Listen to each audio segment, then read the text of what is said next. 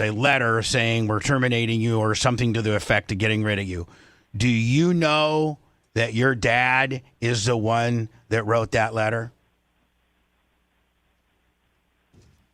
What? That's sad.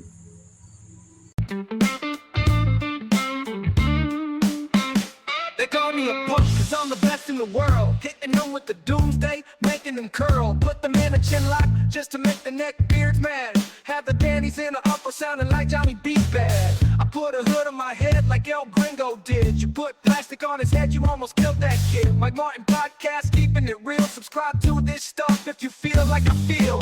Welcome to the Mike Martin Podcast, everyone. Like, click, and boom!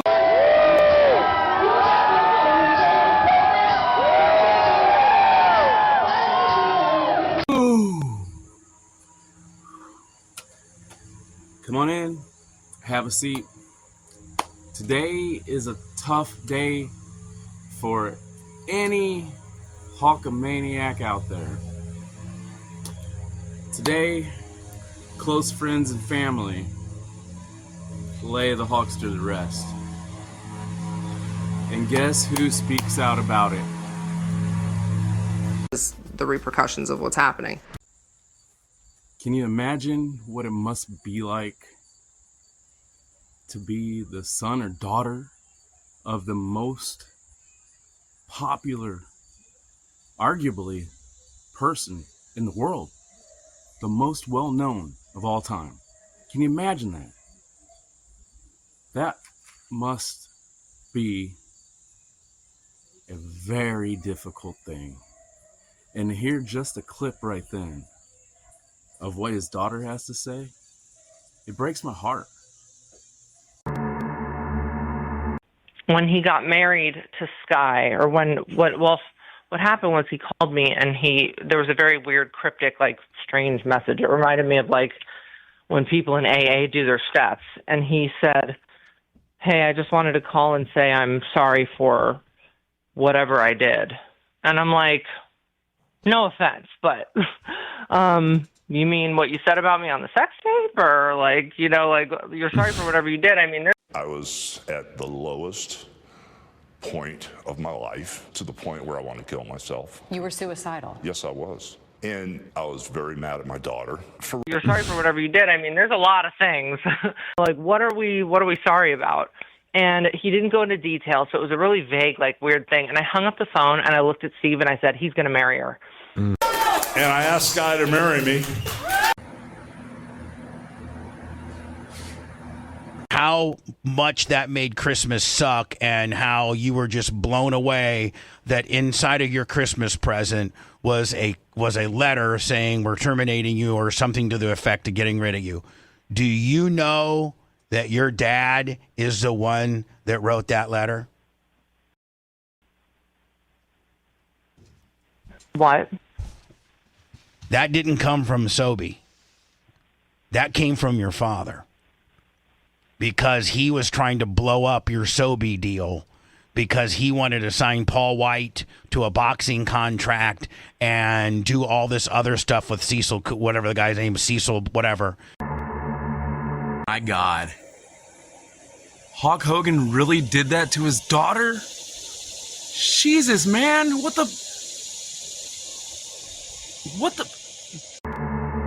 For $9 million. Yeah, $3 million. $3 million. Hogan got Big Show $3 million to do this, some kind of hair up their ass boxing deal. Bought Big Show a house, got him a trainer, and Big Show was going to be a professional boxer. Then Big Show realized how tough it was, and Cecil got left holding the bag of poop on that too. I mean, but energy drink or something. But I'm like, don't talk about your investment in my music career when I kind of walked you in the door to investors that spent. I mean, he was the catalyst to these things, but also at the same time, the second I got going, it seemed like he kind of pulled the rug out from underneath me. So I don't. He did. That's something that I'm grappling with too, is like knowing that truth and also, loving and missing my dad. Yeah. But Hear just a clip right then of what his daughter has to say. It breaks my heart. And what my dad doesn't know is no matter what he ever did, I would forgive him for, and I would love him. You know, he didn't even tell me what the N-word was about. He said, yo, I need you to just defend me. Somebody caught me saying the N-word. And I just went out there like a fool. Like, my dad was probably just joking or quoting quoting a Chris Tucker movie. And my friend in Nashville was like, Brookie, I don't think you realize how bad it is. He's talking bad about you, and it's a sex tape, and he's talking about you and your boyfriend. And instead of, like, I was just so young and gullible. Instead of, you know, making a retraction statement or whatever, I was just too afraid. You know, my family's, like, powerful, and they're, you know, my family, and I was just too afraid to speak up, you know? So there's a lot of things that I'm grappling with. It's like one half of my brain is like, that's my daddy. Like, I love him and I miss him. But I am at peace with the fact that, like, he literally said to me when I said, Dad, I'm really concerned. Like, this was the first time I really laid it out to him. I was like, this, and this. I don't feel good about it. And he literally said, on my children's life, my husband heard it. He goes, well, I guess you have to. Wow. Michael, let's keep it real. And the sad reality is, you can't turn a hoe into a housewife. Boom. In my mind, this is how the math was going to work out. You know, if Sky is a Scientologist, which apparently she's still in good standings, but she says she left. It's not for me to judge. She was a Scientologist. That's a very powerful backing. And then I thought, oh my God, if I get left any money or if Nick gets left any money, you know, no offense, but my mom has been known to kind of find herself in the mix with, you know, things like that.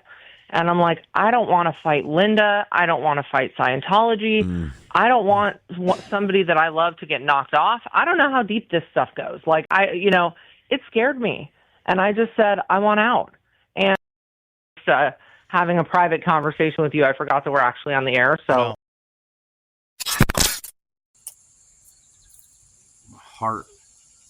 my heart goes out.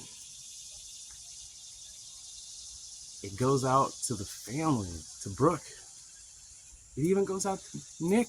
It goes out to Nick. That's Hogan's son. And what's going on? There's more to the story.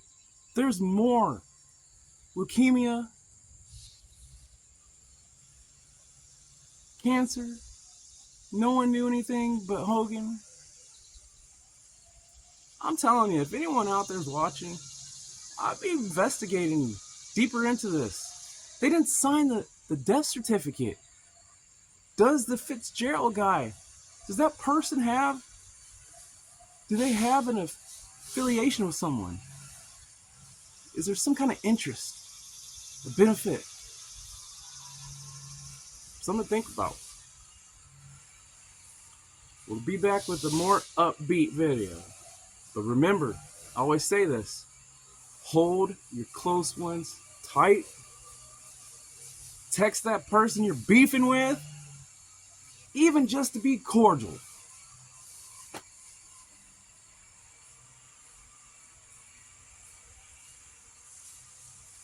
You can do it, brother. Peace. They call me a punk cause I'm the best in the world. Hitting them with the doomsday, making them curl. Put them in a chin lock just to make the neck beards mad. Have the dandies in the upper sounding like Johnny B. Bad. I put a hood on my head like El Gringo did. You put plastic on his head, you almost killed that kid. Mike Martin Podcast, keeping it real. Subscribe to this stuff if you feel like I feel.